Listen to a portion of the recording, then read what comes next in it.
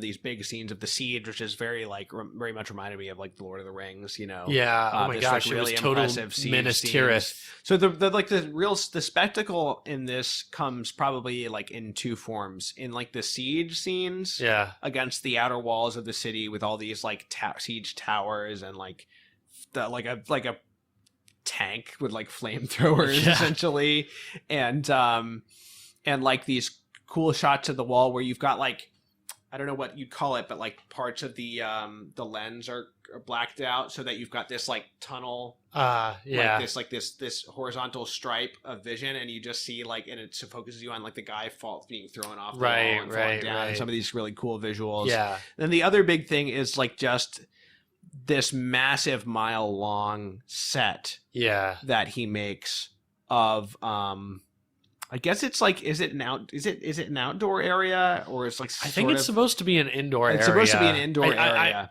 I think like this massive hall where they're feasting, and it has what some people say is like the first crane shot ever. But there's no crane. Basically, they built this moving tower with like an elevator in it. Wow. So basically you have this massive set, and he goes from like a high angle, like diagonally downwards, moving forward and down very, very slowly. Yeah. And it's like really cool. It is really and cool. At the time it must have been even cooler because that was like a technique that hadn't been developed. But it's like you said, because we're watching this for so long, and we're getting sort of accustomed to what are the typical kinds of shots that we're watching in a silent film of this era. When that happens, it's very striking. And it's done so slowly and momentously, and also like it's in a real space, this massive space, and also it's like you can kind of tell it's being done laboriously. It's like a little bit jerky in moments, and like so you notice it. So that's cool, but like, that's spectacle. So, some of the other spectacle though is like sex and violence. So like there's some gore, there's people getting stabbed. You see that a little bit in the French one too. And there's a dude getting like decapitated. Some pretty amazing practical effects of like, we'll get a shot of an actor, soldier moving, and then there's like the subtlest cut. Right. And the actor's body has been replaced with like a moving mannequin that then gets its head cut off, or like a portion of its head cut off. And it's quite gruesome. Yeah.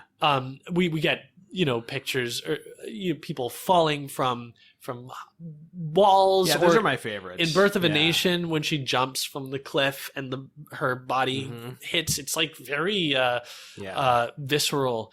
And then also, there's a lot of blood, like blood spurting out of bodies. I mean, it's quite shocking actually, because you got to wonder how it was received at the time, because of course now we're like quite desensitized to these things, and watching them now we might think, oh well, that doesn't look particularly realistic. But at the time, when moving pictures are still like this new reality and people are getting freaked out when they see the train coming down the tracks, it's like, to see this kind of violence had to have been really affecting, and then unfortunately there's like some like nudity in this. So he's like, and this is, by the way, this is a very common thing. It's worse in this because it's prior to the Legion of Decency and the Hayes production code, but like I've noticed, because I watched Cecil B. DeMille's The King of Kings, which is like a Jesus movie, and it's pretty good.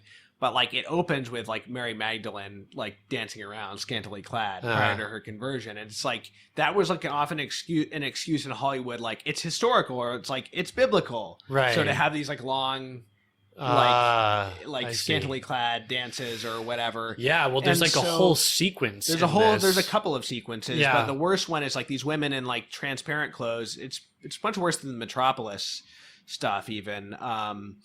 That we discussed in our episode on that film. And like there is one like just straight up like topless woman. Yeah, well, because they're like in the temple of like the goddess of love or something like that, like, you know. Yeah. So it's like specifically got this kind of, it's like erotically charged because they're in this temple. Yeah. So you see like, you know, the violence in this film, but then you also see this like this pornographic impulse of Hollywood where like, and I read that like they added more of those like dancers because just for commercial appeal, right? And so like more than any of the other, we've discussed a number of like sexually like risque things in some of the films on the Vatican list, and I think from what I remember, this is the first one where it's like unambiguously like the intent is to titillate. Yeah. Right? There's other things that we said like they shouldn't have done that.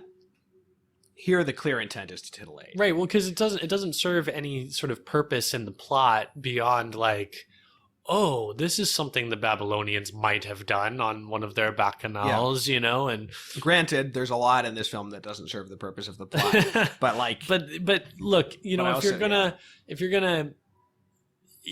gonna try to justify it, you're gonna have to justify it, you know, by those terms, and this film can't do that. Yeah. You know? Yeah. So it's unfortunate, man.